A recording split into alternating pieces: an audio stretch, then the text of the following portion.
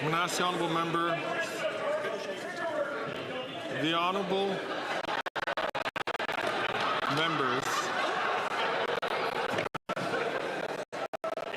need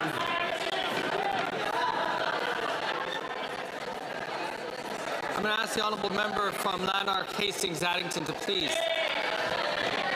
Sorry, forgive me. Lanark, Frontenac. Forgive me, the honourable member from Lanark, Frontenac and Kingston to please not take the floor when he is not recognized to do so. Now, colleagues,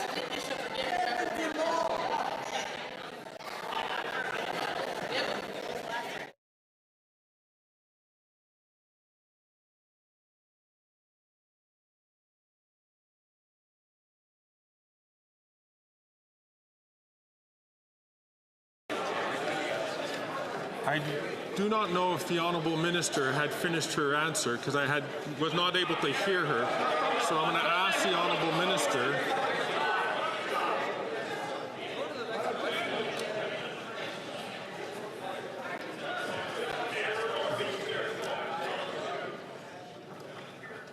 I'm going to ask the honourable minister to start from the top. Thank you, Mr. Speaker. I think this shameful display of disrespect from the Conservative members of Parliament for this place is on display today. And it is exactly how they have been operating for the past couple of weeks. Mr. Speaker, it is time for them to stop filibustering and obstructing the work of Parliament. It is time for them to start respecting this place, respecting the work we do here on behalf of Canadians. We have deposited up to 29,000 pages worth of documents. They need to stop these games and let everybody get back to work on behalf of Canadians. Thank you.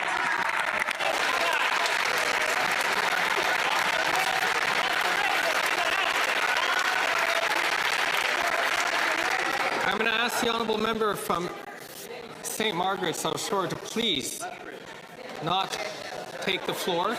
And to all colleagues, we are wasting a fair bit of time. And to making sure that members get going, we might have to cut a couple of questions from today. So let us make sure that we follow up very carefully and we listen to the instructions. The honourable member for Mégantic-l'Érable. What time is it for? It's time for the minister to fire the Minister of Official Languages. He says he's an Indigenous person, even though he's not. He claims his great-grandmother is Cree, and that's false. He's not the Randy from the texts who runs GHI, but we now know that there's only one Randy in the company. Worse still, the company in which he's a shareholder received government contracts while he was in cabinet. The Minister of Official Languages must do the only honourable thing, resign in shame.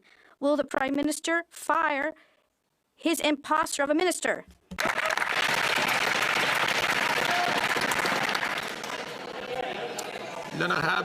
The Honourable Government House Leader. Thank you, Mr. Speaker.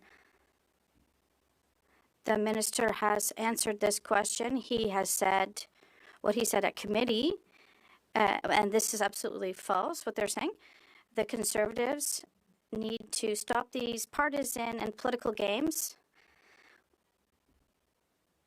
They don't lead us anywhere. They need to respect this place and allow it to return to work and to make sure we can all do the work that Canadians have sent us here for. I would ask everyone once again to be very judicious in the choice of the words they use. The honourable member for Mégantic-l'Érable. Mr. Speaker, the Minister of Official Languages is not only an imposter, he's a chameleon. He will stop at nothing to advance his own interests. Suddenly, he's the journalist and political commentator at Radio Canada and Les Affaires, even though he's never written a single article. Then there's all the other Randys. The Indigenous Randy, the Randy who isn't him, the business partner Randy, the text message Randy. Sorry. I keep interrupting the member, but now he's getting on the other side of the line. He's referring to the first name of a minister, and, well, regardless. He's made 5 references to this, and this is not okay. So I ask the honourable member to find another way of asking his question, and I ask him to start his question again, please. Mr. Speaker, there's a quite simple way to end the use of the name Randy in this House, to use the name of the other Randy. It's if the Prime Minister would fire the Minister of Official Languages.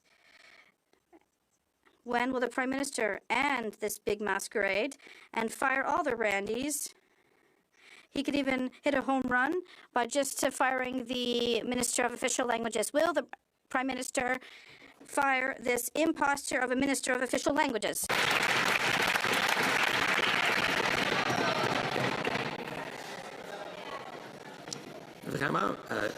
Truly, you have put me in a very uncomfortable situation. The Honourable Government House Leader. Mr. Speaker, this is unbelievable what the Conservative members are doing. Today they are showing they have no respect for this place, for democracy in Canada, or as what you're saying as Speaker of this House. There are Canadians who are watching this circus that they are doing on the other side, and the Conservative members are making a joke of this place. It is the seat of our democracy, and this is really shameful. Thank you. Bonne réponse.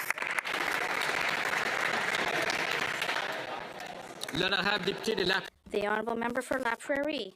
Radio Canada has obtained documents proving that the CRA has known for months that it is a veritable sieve when it comes to fraud. Since November 2023, it has known that fraudsters were receiving fake tax refunds. But instead of sounding the alarm, the CRA is covering it up.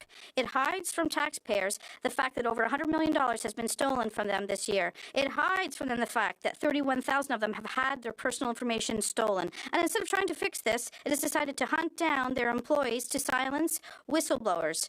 Will the minister clean house as necessary? The Honourable Minister of National Revenue. Thank you, Mr. Speaker. What my colleague is saying is false. We've hidden nothing.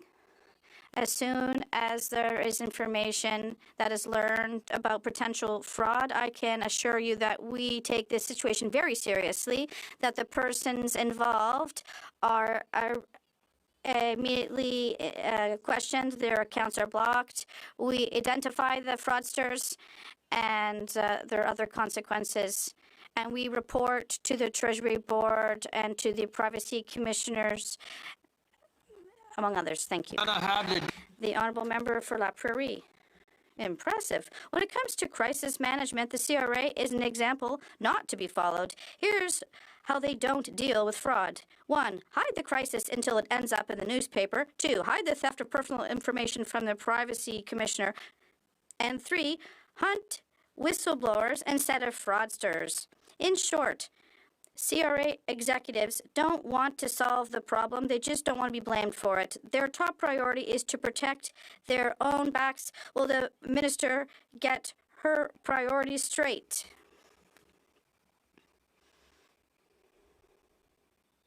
The Honourable Minister of National Revenue. Thank you, Mr. Speaker. I'm ready to do what we have to, and I'm already doing it because what my colleague is saying is false. It's completely untrue. We've hidden nothing. As soon as we see there's a potential fraud, we block accounts, we seek out the fraudsters, we make reports. Yes, we report according to the processes. We do it quarterly. We do it to the Treasury Board, to the AG, and to public accounts. The Honourable Member for Rosemont-La Petite Patrie. Mr. Speaker, the cost of living is up, rents are up, groceries are up, and the Liberals have turned their backs on everyone. The Conservatives are going to be cutting everywhere, and it's going to make people's lives even more expensive. Quebecers need better than this. They deserve a break. The NDP is proposing to remove the GST on groceries, on heating bills, internet, cell phones, and for once, we're going to make big rich CEOs pay? Will the Liberals to have the courage to do this? The Honourable Minister. Mr. Speaker, we agree for once with the NDP. It's true the Conservatives don't have a plan. They just want to cut. They want to cut health care, cut daycare. They want to cut to other assistance. We know what the Conservative plan is, but if there's one thing that people who are watching us at home know, on this side of the House, Mr. Speaker, we believe in investing in Canadians. We believe of investing in families and in health. Because countries that are sure of themselves invest in their citizens. Thank you. Member from Elmwood Transcona. Mr. Speaker, Manitoba families are paying more and getting less at grocery stores. Prices are going up on everyday items and the size of the packaging is getting smaller. Families need a break. They need relief now. That's right. The Liberals are letting people down, and people in my riding know that Conservatives will cut and gut the important things we need, costing families thousands of dollars. The NDP will help families by removing GST off essentials like groceries, kids' clothing, and diapers. Why won't this government give families the break they need and remove the GST now? The Honourable Minister for Families, Children and Social Development. Our Liberal government has been working to help families put food on the table and in their kids' lunch boxes. We know the Conservative leader will pursue dangerous cuts. The difference couldn't be more stark, Mr. Speaker. While Liberals work to ensure kids have foods, Conservatives will cut these programs that Canadian families are relying on. I don't know what the Conservative leader's obsession is with these dangerous cuts, Mr. Speaker. The Honourable Member from Thornhill. Mr. Speaker, it seems that either the Employment Minister or the other Randy actually might also be moonlighting as a magician. We know he says he's Indigenous, even though he's not. We know he stole from Indigenous Canadians. We know he said he wasn't involved in the company when he was in cabinet, but he was. But today, perhaps as a magician, he has made his business partners disappear. Shauna Parker and Felix Papineau have disconnected their phone numbers, they deactivated their emails, and they are nowhere to be found to avoid the scrutiny of this Parliament. So will the minister stand up, wave his magic wand, and tell his business partners to show up here?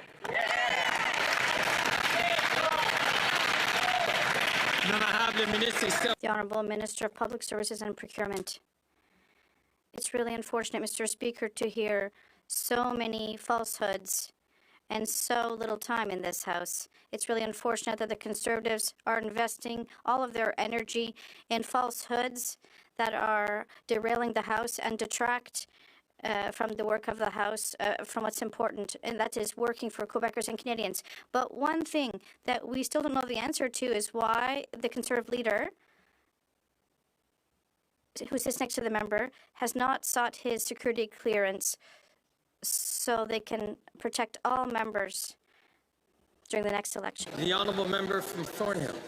If the minister doesn't know where to find these individuals, perhaps he can ask the other Randy, who's still very much in contact with those partners. But even the Liberals are taking note of this humiliating and fraudulent affair. Liberals like Jody Wilson-Raybould, who called it, quote, so shameful and extremely destructive. The Prime Minister fires the first Indigenous Attorney General, but keeps the first fake Indigenous Employment Minister.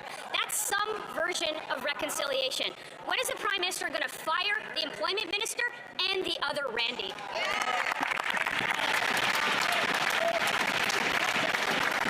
The Honourable Government House Leader. Mr. Speaker, the minister has addressed those issues. He has stated that what the member opposite said is false. But, Mr. Speaker, what we want to know is why is the leader of the opposition silencing his members of parliament? Why won't he allow his members of parliament to speak on behalf of their constituents and advocate for their communities?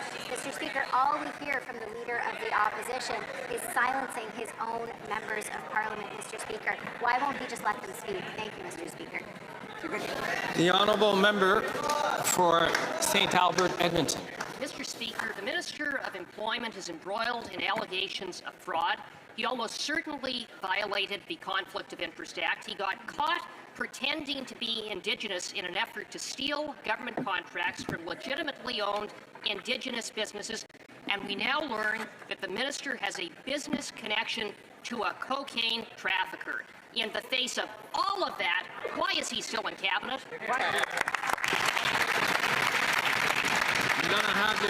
The Honourable Minister of Public Services and Procurement. The member has once again combined all sorts of falsehoods to make some sense of the story, but the minister has answered these questions on several opportunities. All of this is false, and we still don't know, however, how the member who asked the question will protect himself against foreign interference during the upcoming election if his Conservative leader refuses to seek his security clearance. How will he know if he's protected from foreign interference under the next election? The member from St. Albert, Edmonton. Mr. Speaker, one must ask why the Prime Minister hasn't seen fit to fire this minister. Could it be that the Prime Minister violated the Conflict of Interest Act not once, but twice? Could it be that the Prime Minister is a cultural appropriator, having worn blackface more times than he can remember? Isn't it the case that if the Prime Minister were to fire the minister, he'd have to fire himself?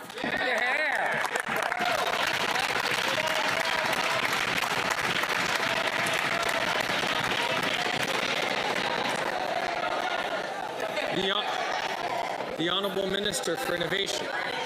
Mr. Speaker, what Canadians are witnessing today is very disturbing, Mr. Speaker. On many occasions, you had questions that were asked and answer that was provided, Mr. Speaker. But the real issue that Canadians are asking at home is why the leader of the Conservative would not get the security clearance, would not get the briefing, and would not do his job, Mr. Speaker. That's what Canadians are concerned about. Get the clearance, get the briefing, and do your job, man.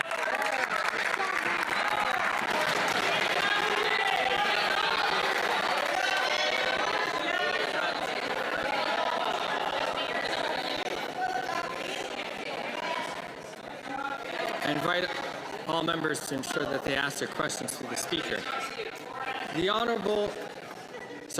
That they speak to the Speaker, whether or not they ask questions or give answers. The Honourable Member for Charles-Bourg-Saint-Charles.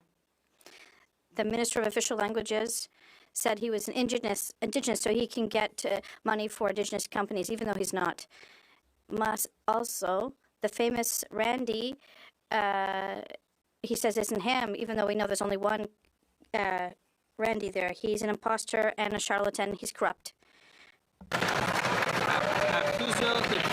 On several occasions, I have asked all members to be very cautious in terms of the language that they are using. This time, the language that is being used directly impugns another member of this place, and I would ask the honourable member for Charles-Bourg-Saint-Charles to ask his question again and to retract his comments and to re-ask his question. Mr. Speaker, the Minister of Official Languages has said he's Indigenous. I would ask you to remove your comments first, retract them, and then start your question again. The Honourable Member for Saint-Charles. I'd like to retract that he's a fraudster and corrupt, and I will say instead that he has committed fraud and corruption. Is that okay? No. That won't work. I would ask members to follow the members of other who asked the question yesterday, and their retraction was acceptable. So I'd ask the member once again, please, to retract his comments and then ask his question again. Otherwise, we'll move on to the next question. We can't say the minister is a fraudster and corrupt. Instead, there are allegations of fraud and corruption with respect to this minister, and I would ask the Prime Minister to remove him from cabinet. The Honourable Minister of Public Services and Procurement. Our colleague from Charles-Bourg-Saint-Charles is obviously just having a hard time expressing himself today, but one thing we do agree on is that the whole story of his Conservative leader who saying that the agreement we have with the government of Quebec is to build 8,000 housing units, but he said there are none, but there are dozens in his own riding. So these units are being built.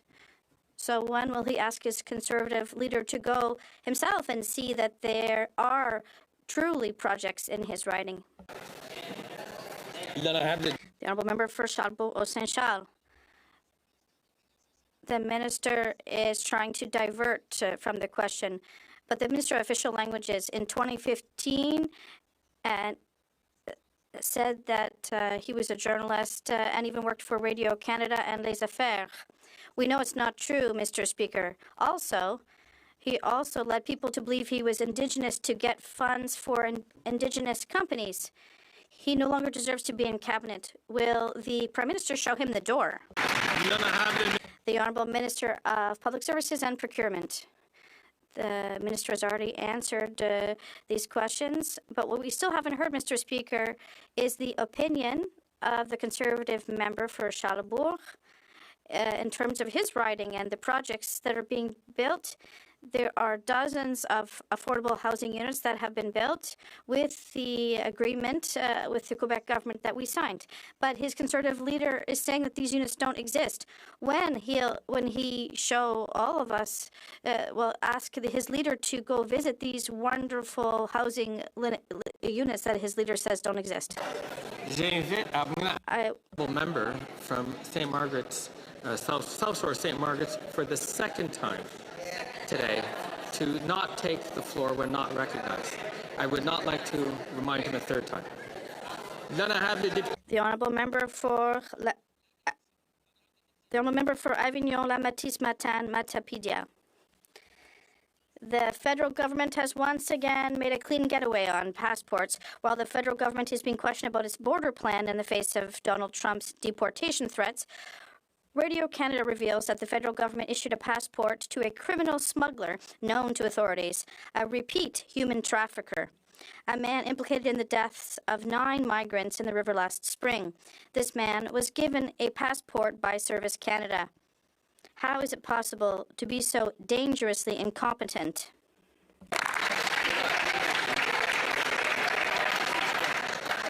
The Honourable Minister of Immigration, Citizenship and Refugees. Mr. Speaker, if what she's alleging is true, I will do verifications with Service Canada and other safety agencies, and I'd be happy to report back to the House then when the time comes. Thank you. The Honourable Member for Beauport-Limoilou. Do you understand why we're worried about the federal government's lack of preparation for Trump's deportations? While the feds are telling us that everything's okay at the borders, we're learning that they're giving a passport to a notorious criminal smuggler. Once again, when it comes to border management, the left hand doesn't know what the right hand is doing in Ottawa. It's a madhouse. Are there any more criminal smugglers out there with brand new passports to cross borders as they please? The Honourable Minister of Immigration, Citizenship and Refugees. Mr. Speaker, as I clearly said during my previous answer, I'd be happy to come back to the House to present exactly what happened. If the alleged facts are true and this passport should not have been issued, we will check into this. Thank you. The Honourable Member for Beauport-Limoilou. The criminal smuggler in question was arrested in 2008 for possession of 2 passports in other names. Then he was arrested again in 2017 for human trafficking, and once again in 2021, following which the federal government confiscated his passport. And after all that, he reapplied for a passport, and the federal authorities delivered another one to him in 2023. How can we ignore the fact that criminal smugglers are running the show at the borders right under the federal government's nose? The Honourable Minister of Public Safety.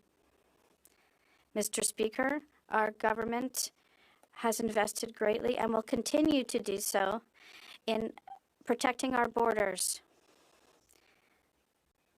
We reversed the cuts that the previous Conservative government applied to Canada Border Services, and we gave RCMP the necessary tools to obviously work with their American partners to ensure the safety of our border. And I was very proud a few weeks ago of RCMP operation with our U.S. partners to ensure that many human smugglers and drug smugglers are now charged and facing criminal prosecution. The honourable member from Leeds Grenville, Thousand Islands and Rideau Lakes. To get government contracts, the Liberal minister from Edmonton said that he was Indigenous, but he's not. He said that he wasn't the Randy who was involved in the ongoing operations of the company that was applying for government contracts, but text messages show that he was. Now, he also said he wasn't directing his company from the cabinet table, but we know that that's also not true. Not true, not true, and not true. So we don't know which minister they're going to stand up, but what we want to know from that minister is, do they think that that behavior is appropriate, and do they think that he should remain in cabinet? The Honourable Leader of the Government in the House of Commons. Mr. Speaker, the Minister has already responded to those questions. But what I find really interesting is that today marks 1,000 days since Russia's war of aggression in Ukraine, and we have not heard a single question about this from the Conservative members of Parliament. This is unsurprising for them, given the fact that when it comes to their support for Ukraine, it has been wavering over the past year. On this side of the House, Mr. Speaker, we stand for Ukraine. Do the Conservative members of Parliament? Exactly. Question.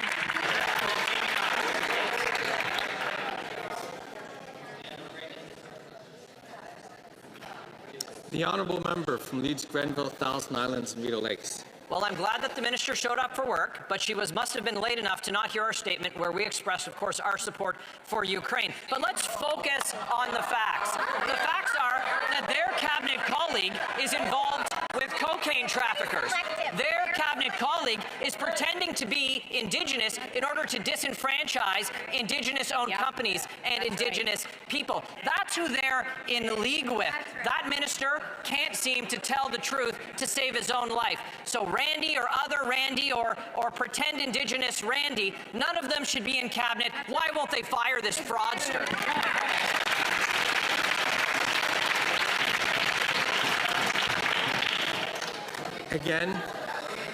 Again, for the second day in a row, I'm going to ask the honourable member from Leeds Grenville to, the very last part of this question, using language which just can't pass in this place. The honourable member, will he just simply withdraw that question, and then we can move on? Withdraw that word, and then we could just simply move on. The word fraudster is withdrawn. I thank the honourable member. The honourable Leader of the Government of the House of Commons. Thank you, Mr. Speaker. Well, I guess the member opposite wasn't paying attention to my answer because I said we were halfway through question period and I had yet to hear a question from the members opposite about the war of aggression by Russia on Ukraine. And Mr. Speaker, let's look at the facts. This time last year, they were holding up and voting against the Canada-Ukraine Free Trade Agreement, an agreement that Ukraine had asked us for as an ally. Mr. Speaker, when it comes to meaningful action, they do everything they can to hold back support from Ukraine, and we're seeing that today too. Thank you, Mr. Speaker. And ask the honourable member from Battle River Crowfoot, please, to not take the floor when not recognized by the chair. The honourable member from Halliburton, Kawartha Lakes, Peterborough. Brock. Speaker, reports continue to reveal one false statement after another about the employment minister's claim of Indigenous heritage. The fact he is still in cabinet has laid bare the reality that truth and reconciliation mean nothing to Liberals. We found out today the company co-owned by the minister, GHI, is in fact green-lit to bid on government contracts. This is the same company that falsely claimed to be wholly Indigenous-owned while inventing this fictional other Randy and sharing a mailbox with an alleged cocaine smuggler. Will the Prime Minister just end this charade and fire the minister?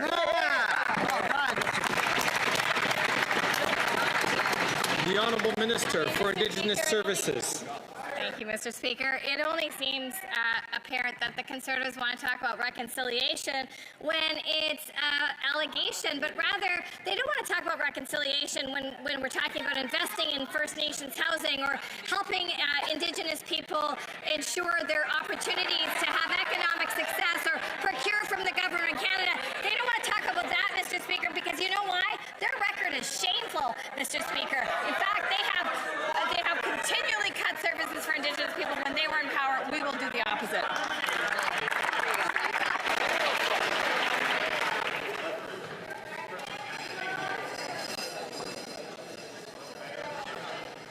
The Honourable Member from Sherwood Park, Fort Saskatchewan. Mr. Speaker, during committee and just now, the Minister of Indigenous Services refused to defend her colleague, the pretend Indigenous Minister of Employment. The Minister of Employment pretended to be Indigenous so that his company could steal contracts from Indigenous communities and businesses. While the Prime Minister continues to be the defender of the pretender, even his cabinet colleagues are losing faith. Now, this question is for the Minister of Indigenous Services. Will she stand up and defend her cabinet colleague, or should he be fired?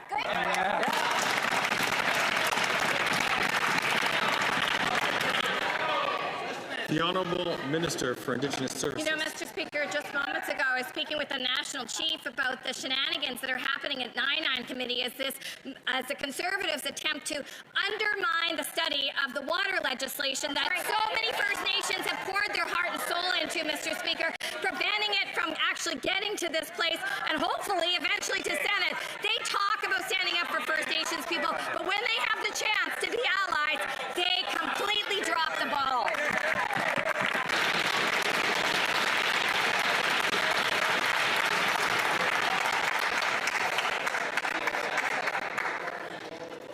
The Honourable Member from Victoria. Mr. Speaker, the cost of living is up and Canadians can't keep up. Meanwhile, oil and gas CEOs pollute our planet. They gouge Canadians, all while raking in billions in profits. The Liberals have let Canadians down. This past week in Victoria, Common Horizon hosted a Make Them Pay town hall, calling on this government to make rich CEOs pay what they owe. So will the Liberals listen to Canadians and finally put an excess profits tax on big oil and gas?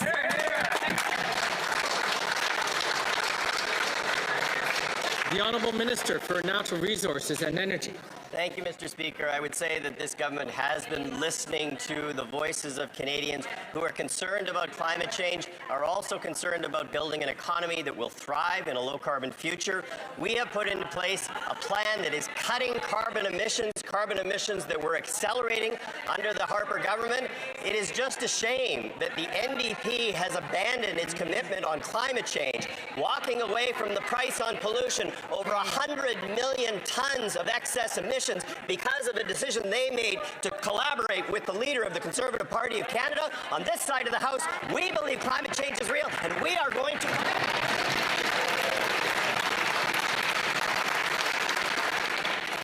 The Honourable Member for Hamilton Centre. Mr. Speaker, nobody believes this progressive Liberal government because they bought a pipeline. But back to the question at hand.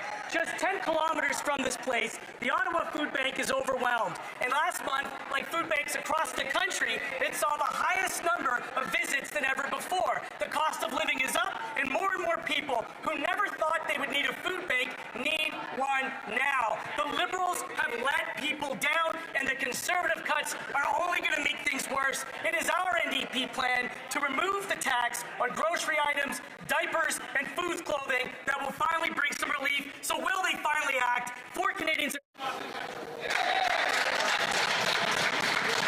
The Honourable Minister for Families, Children and Workforce Development. Social Development. Food banks and I speak to volunteers here in Ottawa and across the country, they share with me not only the pride and the importance of what they're doing, but they also share with me the importance of the Canada Child Benefit and how it impacts the families that they serve. Not only the Canada Child Benefit, Mr. Speaker, but also moving forward with the National School Food Programming, ensuring that kids at school have access to food when they need it. I won't be be lectured by the Conservative MPs when time after time The honourable member from Kings Hants. Speaker, it has been widely reported that Conservative MPs have written to the Minister of Housing advocating for their communities to receive federal funding for new housing. And that's exactly what MPs should do. But what is shocking is that the Conservative... I'm going to ask the honourable member from Miramichi Grand Lake, please, not to take the floor unless recognized. I'm going to ask the honourable member from Kings Hants to start again.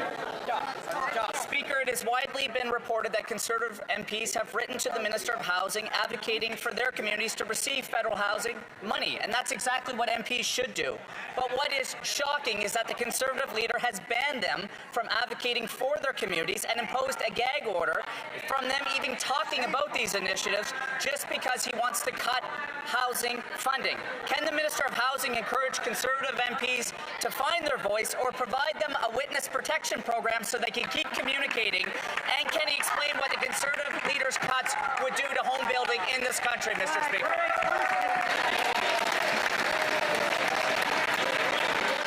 The Honourable Minister for Housing, Infrastructure and Communities. Let me start by thanking my honourable colleague for advocating on behalf of his communities, because that is indeed the role that members of Parliament play. In fact, his advocacy has helped secure millions of dollars for communities like Wolfville, East Hants, West Hants, Kings County. Now, Mr. Speaker, I was shocked to learn that the Conservative leader planned to cut these investments when they were going towards building more homes in my province of Nova Scotia. By the way, it's working with a 23% increase in home starts this year.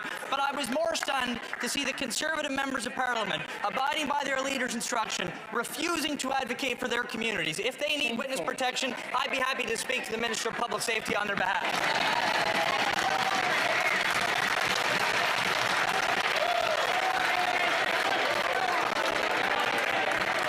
The honourable member from Kamloops Thompson Caribou. Order. Speaker, 8-year-old Tori Stafford was brutally and viciously murdered by Terry Lynn McClintock and her boyfriend in a sexually motivated killing. Currently, McClintock lives in a townhouse-style jail in Ontario in medium security. That jail also houses a mother-child program. When I visited there, I was appalled to see that there were children in that jail at that security level in the townhouse-style complex. How could this Liberal government allow child killers in the same jail as children?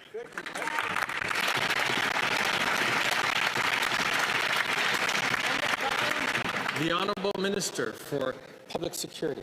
Mr. Speaker, the safety of children who participate in this long-standing mother-child program is obviously a top priority for the Correctional Service. There are rigorous eligibility criteria in place to participate in this program. It includes child welfare screening completed by Provincial Family Services, as well as ensuring that people residing in the mother-child living unit have not been convicted of any offense against a child. Mr. Speaker, my colleague knows this program has been in existence for 24 years, and no child has ever been harmed in any way during this program's implementation. The honourable member from Kamloops Thompson Caribou. Mr. Speaker, these living units are townhouses literally right next to each other. And if they're going to screen people, why aren't they screening the sex offender killer that lives next door? Mr. Speaker, this is the time to show courage and not cowardice, and this minister is doing the complete opposite. This comes back to Bill C-83 that allowed people like McClintock, Bernardo, and Rafferty to serve their sentences in the least restrictive measure. Victims are owed an apology. Is this minister going to reverse these failed policies and get rid of children with sex offenders?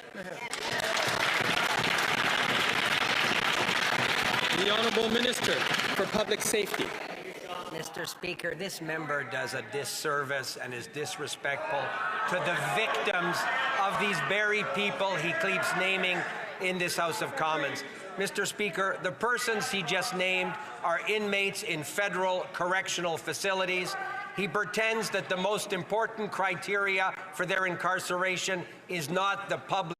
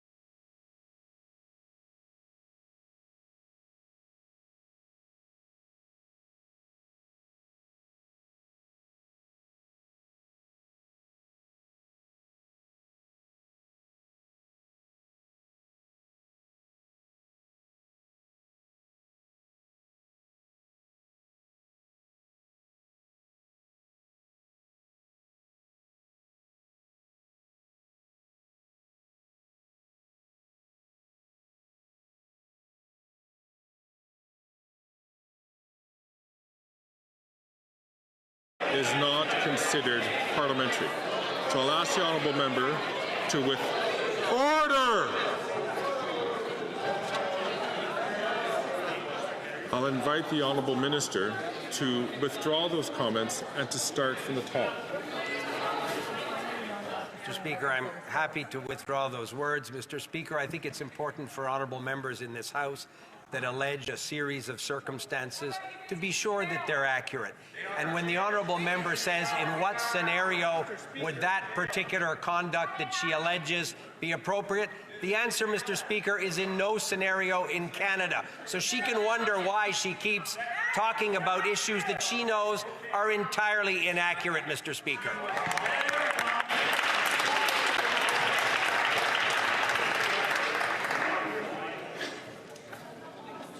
I'm going to ask the honourable member from Kamloops, Thompson, Caribou to please not take this is for the second time today, and I'd ask him not to take the floor unless recognized by the Speaker, which he has been for questions. L'honorable député de Bellechasse. The honourable member for Bellechasse-les-Étremins-Lévis. Mr. Speaker, the Liberal government is rewarding criminals and turning its back on victims. Bail and house arrest for dangerous criminals is beyond comprehension. The latest discouraging indication of a broken system, the case of a woman who sexually abused and killed an 8-year-old girl who can now have access to children in prison, courtesy of this government, which has passed laws that make life easy for dangerous people. Why does the Liberal government let child killers have contact with kids in prison, Mr. Speaker? The Honourable Minister of Public Safety. Mr. Speaker, at no time will the government allow that type of scenario to occur. My colleague knows full well that the program she referred to has been around since 2001, Mr. Speaker. So all the years under the former Harper government, that program was in existence. The top priority, of course, is the safety of the children, and I have full confidence that the Correctional Service will apply that criterion seriously. The Honourable Member for Lac-Saint-Jean. Mr. Speaker, Donald Trump has doubled down on his plan to deport millions of people. Yesterday, he talked about declaring a national state of emergency to free up the necessary resources. Once again, there's every reason to fear a wave of migrants at our borders. And once again, we get the sense that the criminal trafficking networks are one step ahead of the federal government.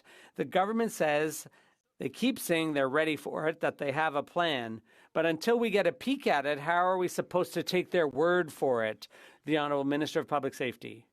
Mr. Speaker, we clearly share the concerns of all Canadians to make sure the border is safe. This is a commitment we've made from the outset. We've invested significantly in making sure that the CBSA and the RCMP have the funding they need to ensure that the border is indeed safe. Mr. Speaker, good news. The RCMP Commissioner has reaffirmed that they have everything they need to do their job, and we have full confidence in their work.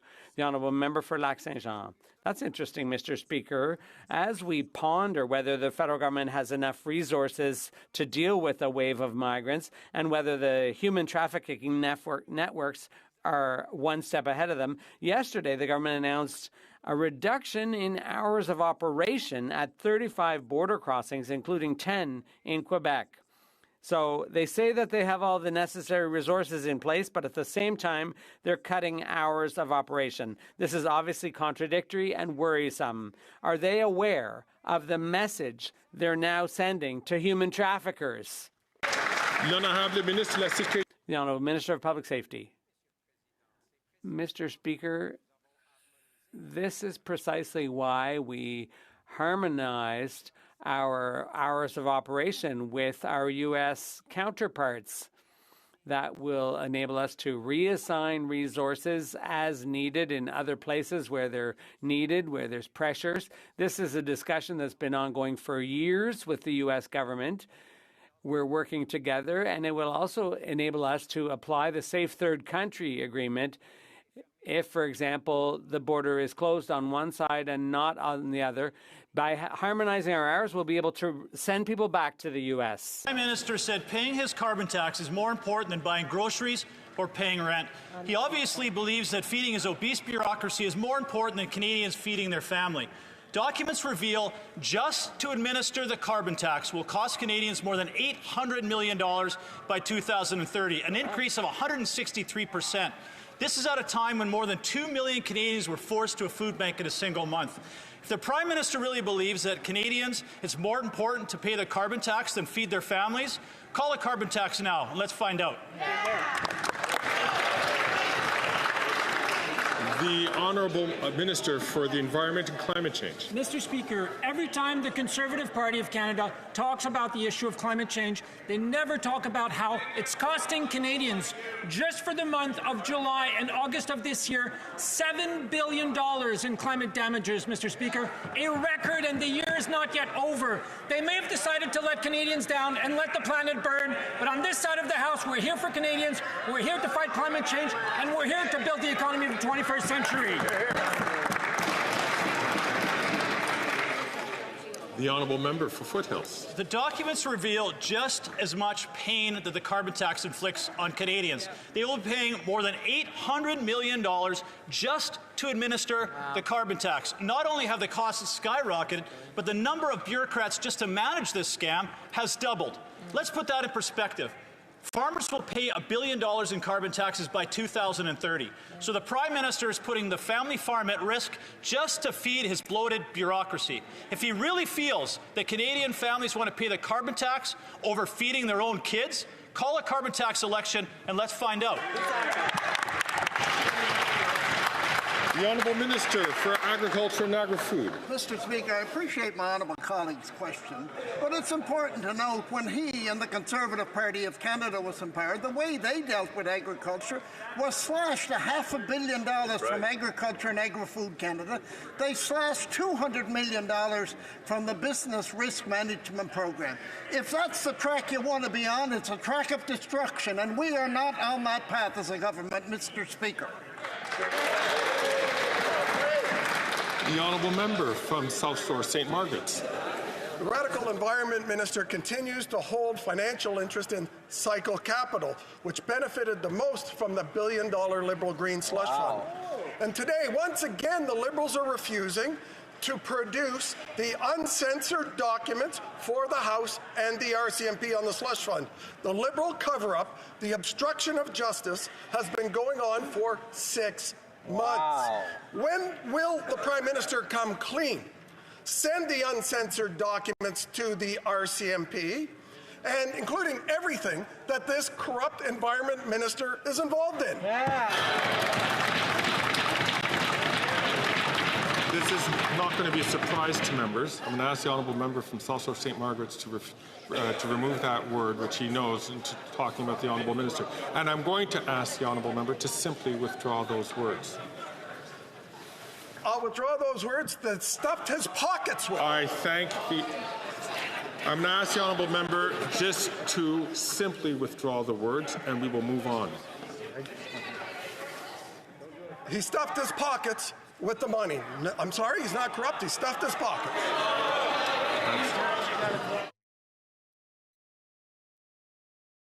Been delayed too long. The Honourable the Honourable Leader of the Government in the House of Commons. Mr. Speaker, the level of disrespect that Conservative members of Parliament are not just showing this place, but are also showing to you is completely unacceptable. Mr. Speaker, we, as of November 8th, have deposited nearly 29,000 pages of documents in regard to this matter. Mr. Speaker, it is only Conservative members of Parliament that are filibustering and obstructing this place. They are not standing on moral, they are not standing on principle, they are simply trying to hold back the good work that we need to do for Canadians. And Mr. Speaker, their disrespectful behaviour is just one more example of their inappropriate behaviour here in this place. Thank you. The Honourable Member from Don Valley East. Well, thank you, Mr. Speaker. Last week we found out the Conservative leader was silencing his members from supporting any federal funding for housing in their communities. It must have been very difficult for Conservatives to oppose funding for much-needed housing projects in the communities that actually sent them here to advocate for housing, not to do the opposite.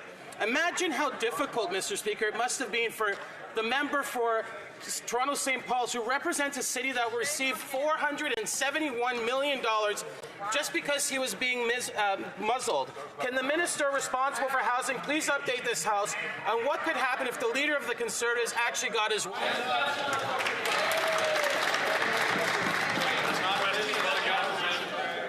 The Honourable Minister for Housing, Infrastructure and Communities. Mr. Speaker, I want to thank my honourable colleague not only for his question, but for his tremendous advocacy for the city that he calls home. Now, he's asked a question about the member for Toronto St. Paul's, who I will acknowledge is a new member. But I've watched him in question period, and when you review the tapes, you're going to see he seems to believe the role of a member of Parliament is to mimic the slogans and talking points that he hears his leader put on the floor of the House of Commons. Well, we believe the role of a member of Parliament is to advocate for their communities, and he will sit idly by supporting his leader's position to cut hundreds of millions of dollars from his city. His constituents deserve an MP who will stand up to his leader and stand up for his city. The Honourable Member from Dufferin-Caledon. After 9 years, these NDP Liberals aren't worth the cost of housing. In December of 2023, these incompetent Liberals gave the City of Toronto $471 million in the so-called Housing Accelerator. The result? In October of 2024, housing starts versus October of 2023 are down 33%.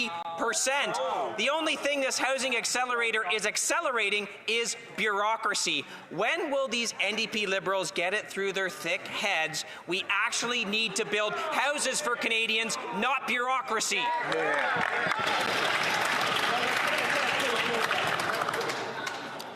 So I encourage all members all members can be more judicious in the words that they choose. The Honourable Minister for Housing, Infrastructure and Communities. Something's interesting. Over the course of the last couple of days, the few times the Conservatives have actually shown any interest in the housing file, they've manipulated statistics to try to paint a false picture. Mr. Speaker, if you actually look at the report from CMHC that came out this week, you'll see that housing starts are up this month. They are up this year, and partially due to the investments that we're making directly in communities. What's fascinating, Mr. Speaker, is that member has been banned by his leader from actually advocating for his communities. His constituents have sent him to this House, and his response is to ignore their needs and instead do whatever his leader asks him. That's not representation, Mr. Speaker.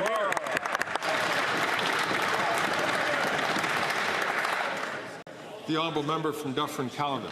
Canadians actually need a minister who will build housing. Despite what he's saying, the facts are very clear. The Housing Accelerator doesn't accelerate anything but bureaucracy. Here are some stats.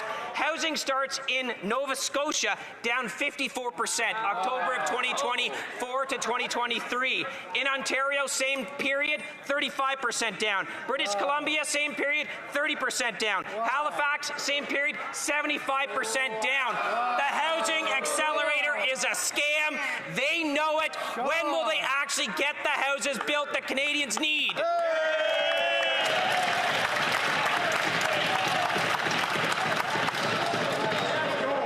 The Honourable Minister for Housing, Infrastructure and Communities. In the spirit of many of the conversations that have taken place today, Mr. Speaker, I will not impugn the motivations of any particular member, but I'm reminded of a famous quote attributed to former British Prime Minister Benjamin Disraeli, who supposedly had said there are three kinds of lies: lies, damn lies, and statistics. The statistics that he is using right now dramatically misrepresent the situation. This year, compared to last year, my home province of Nova Scotia is up 23%. This year, compared to last year, the city of Halifax is on pace to build more homes than it ever has in our history. Mr. Speaker, the plan is working.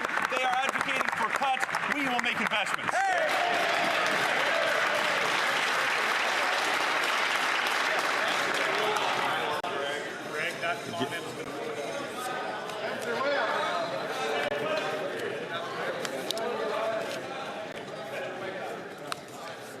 Again, I'm going to invite all members.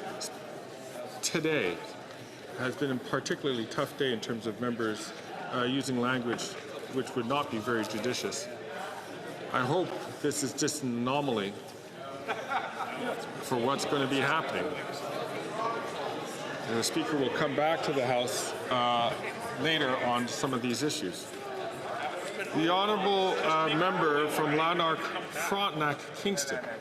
Thank you, Mr. Speaker. Last weekend it was reported that David Lavery from Perth, Ontario had been detained by the Taliban in Afghanistan.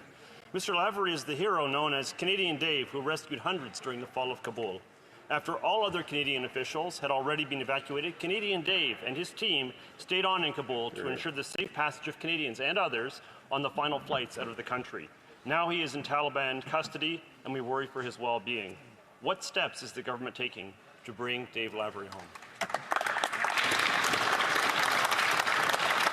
The Honourable Minister for Foreign Affairs. Mr. Speaker, I would like to thank my colleague for his very important question.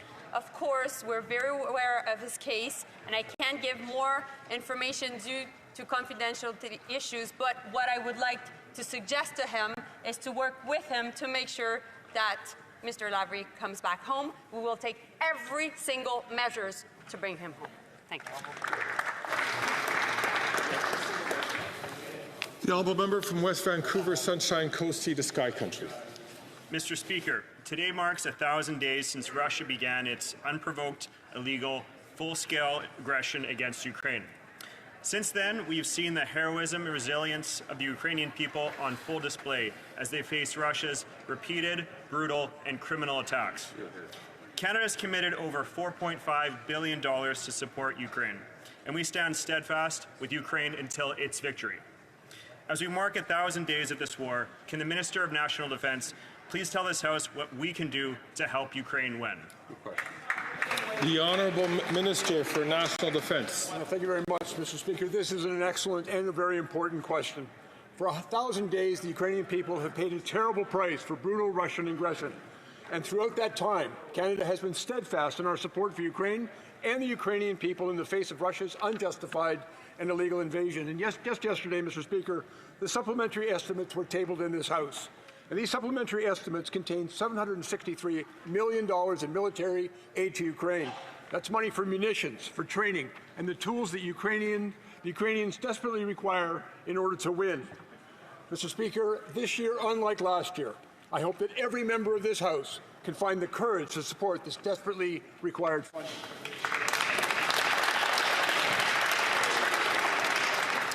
The Honourable Member from Courtenay, Alberni. Mr. Speaker, mental health care is health care. But the Canadian Mental Health Association tells us over 2.5 million Canadians can't get the help they need while others are forced to use their credit card to get it. The Liberals have let people and families struggling with mental health down.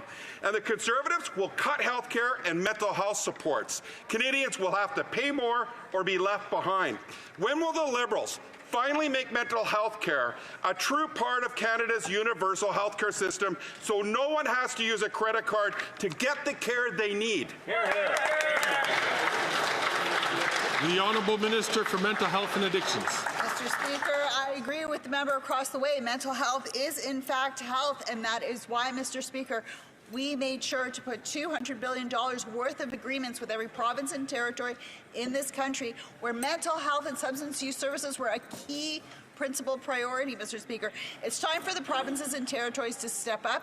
It's time for them to work with us. That is exactly why we announced yesterday the opening of the Youth Mental Health Fund, $500 million to invest in young Canadians and their mental health. We are here doing the work, Mr. Speaker. We're happy to have the provinces and territories step up with us. The Honourable Member from Timmins, James Bay. Remembrance Day is a sacred day. It's the one time we put aside our differences to pay tribute to our veterans. We mourn, we celebrate, and yes, we pray for the fallen. This past week, the Conservative leader whipped up misinformation and rage for political gain by falsely claiming that prayers have been banned at the Cenotaphs. So on the one hand, we have the Conservatives who will exploit Remembrance Day and cut veteran services, and on the other hand, we have the Liberals who continue to fail veterans. When will these two tired old parties actually stand up for the men and women who have served our country? Hear, hear. Hear, hear. The Honourable Minister for National Defence. First of all, Mr. Speaker, I want to thank the member for raising this important issue because I think there is no greater obligation for all of us than to express our solemn remembrance and our respect for the service of all members of the Canadian Armed Forces who have sacrificed so much, many of whom have lost their life, and others who chose to serve but survived. And so, Mr. Speaker, I think it is shameful that the opportunity on that particular day to someone to try to score some cheap political points with a deliberate falsehood is, in fact, a real shame. So I'm going to ask the honourable member, because he has mentioned a particular member and saying that there was a deliberate falsehood, that is not acceptable.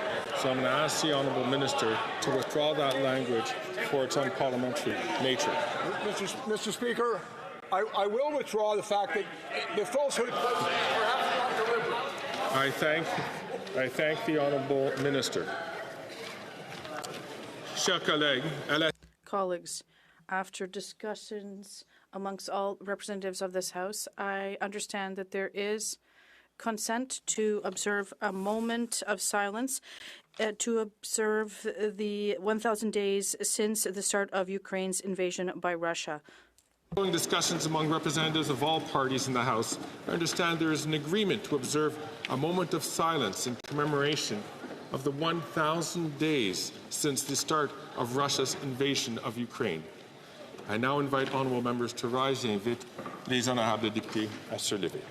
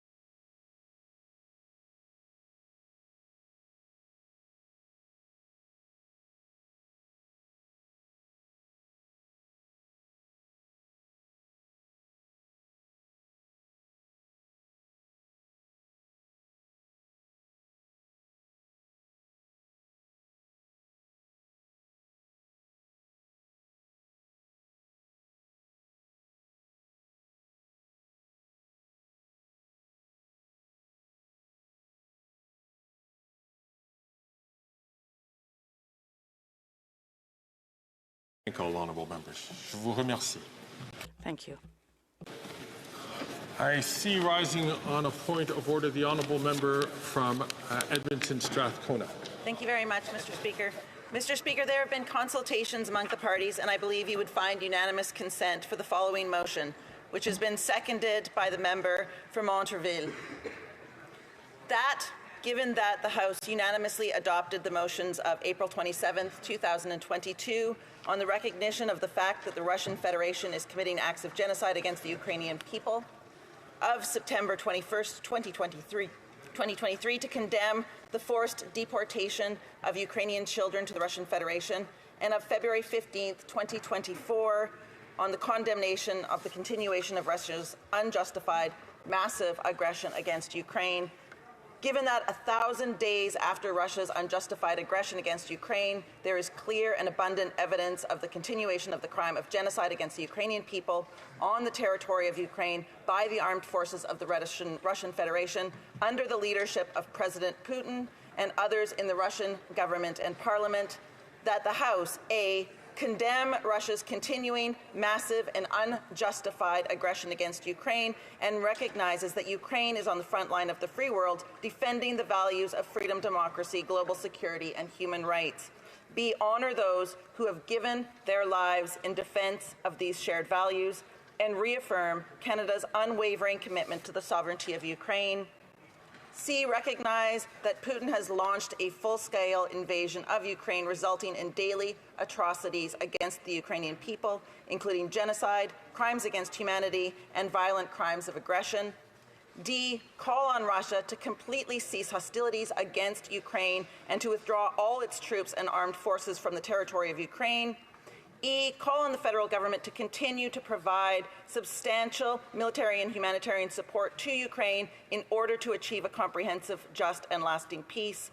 Call for a ban on all forms of Russian state media in Canada. Support Ukraine's future membership of NATO. Call for the strengthening of sanctions against Russia, including accountability for the circumvention of sanctions in the energy, military, and technology sectors. Call for all possible efforts to be made to ensure the return of Ukrainian prisoners of war, illegally detained civilians, and children forcibly deported to Russia, and to support efforts to bring justice to those responsible for crimes of aggression and war crimes. Thank you. All those opposed to the honourable member moving the motion will please say nay. Agreed. The House has heard the terms of the motion. All those opposed to the motion will please say nay. Carried.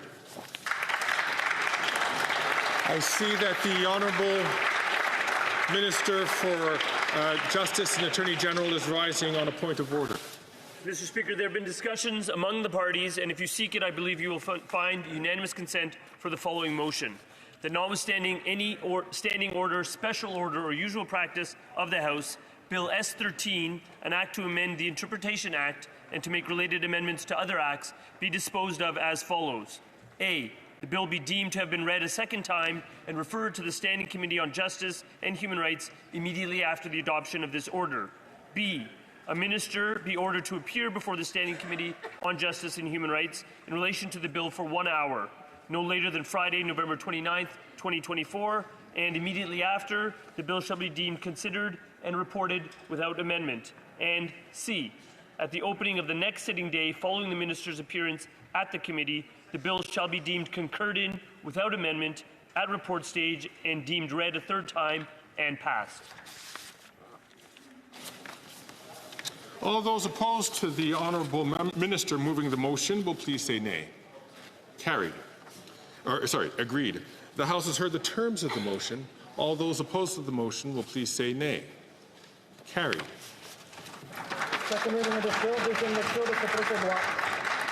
Accordingly, pursuant to the order made earlier today, the bill stands referred to the Standing Committee on Justice and Human Rights.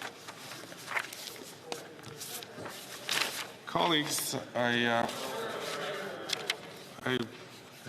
was coming to the point. The honourable member from Calgary Nose Hill is rising on a point of order. The honourable member. Speaker, earlier you issued an admonishment stemming from a quote in the National Post from a Cree lawyer who noted that the Minister of Employment committed identity fraud when he falsely claimed Indigenous heritage. The minister's company falsely claimed Indigenous ownership and subsequently received government contracts. What word would you suggest Indigenous persons use to describe the minister? That's I'm not certain if that's a point of order. The point of order which I was going to be coming to the honourable member of Calgary Nose Hill was that she had used the term, which is not appropriate in this place, to call another honourable member fraudulent. As it happened during question period, another honourable member did the same thing and withdrew the comment. I invite the honourable member from Calgary Nose Hill to please simply withdraw the use of that word in reference to a specific member of Parliament and a colleague of all of ours. As recorded in the Hansard on February 9th, 2023, the member from Mirabel referred to the Prime Minister as a fraud. No admonishment was issued. Why are you admonishing me today? This is not a debate. I'm asking the honourable member if she would please please withdraw the simple comment on the use of that word in reference to another honourable member. Mr. Speaker, I was quoting an Indigenous person as it pertained to identity fraud by the Minister.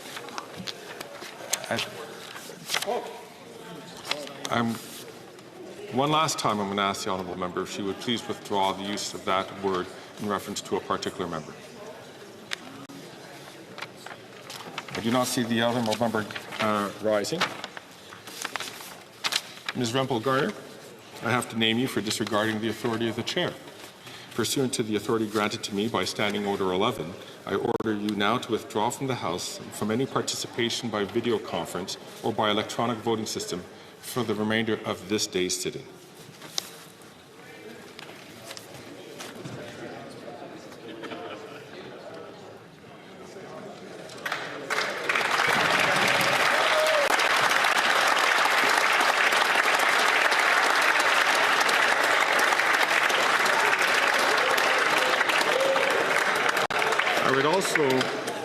the chair also said they would come back to it.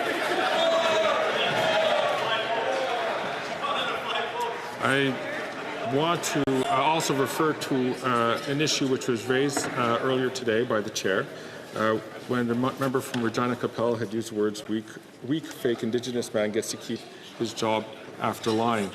Upon reflection and after some research, I am prepared to let fake slide, but will insist, as I did during QP, to not allow lying to be used.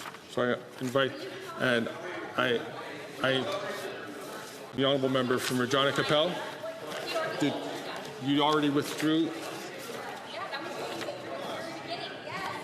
Yeah. And I thank the honourable member for having done that, and we'll move on from there.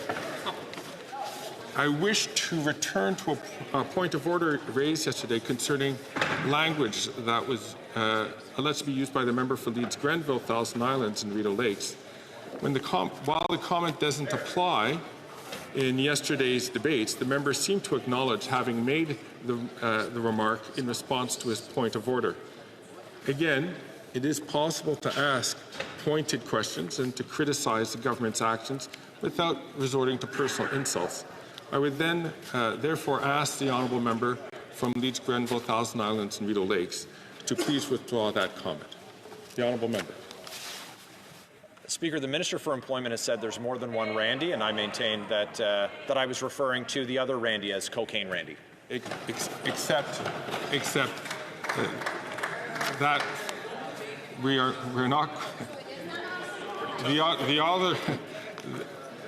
the whole lead up to that point would not lend credence to that, and the chair interpreted it as being referenced to a particular member.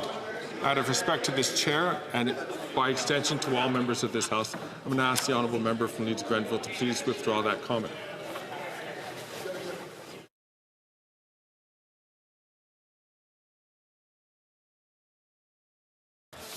I'll ask the honourable member once again for a third time if he would please do the honourable thing and withdraw that comment in reference to an honourable member.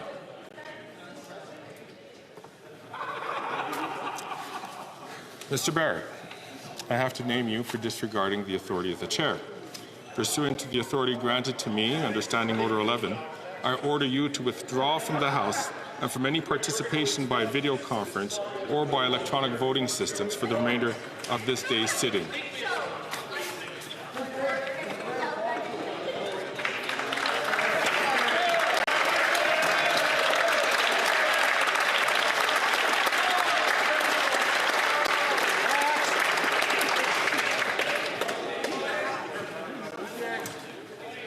I have one more issue to raise from question period, and it is regarding,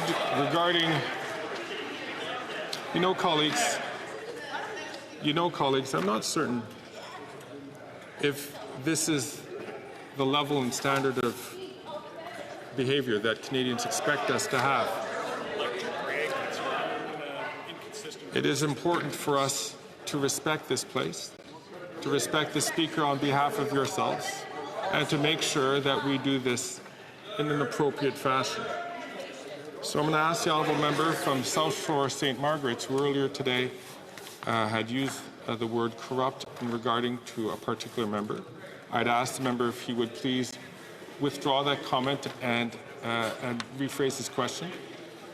He partially did that, and I would like to invite the honourable member if he would just make a simple withdrawal of that comment so that we can proceed with the rest of the day.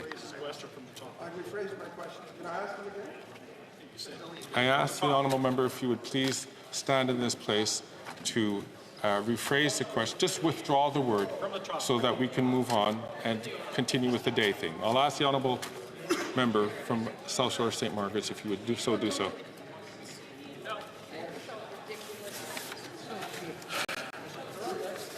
Mr. Perkins, I have to name you for disregarding the authority of the chair.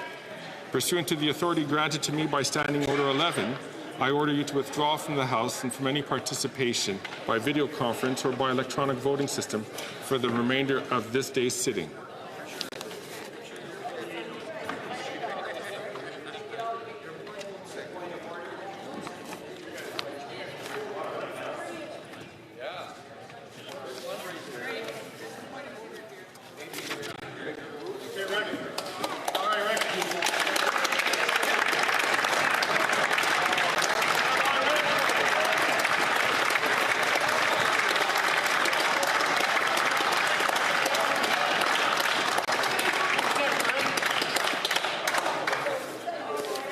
I see that the Honourable Government House Leader is rising on a point of order. Mr. Speaker, it's not time for me to be able to raise on this point of order due to the lack of respect that I've been witnessing. You had indicated members to show respect. The member from Fort McMurray, Cold Lake, loudly heckled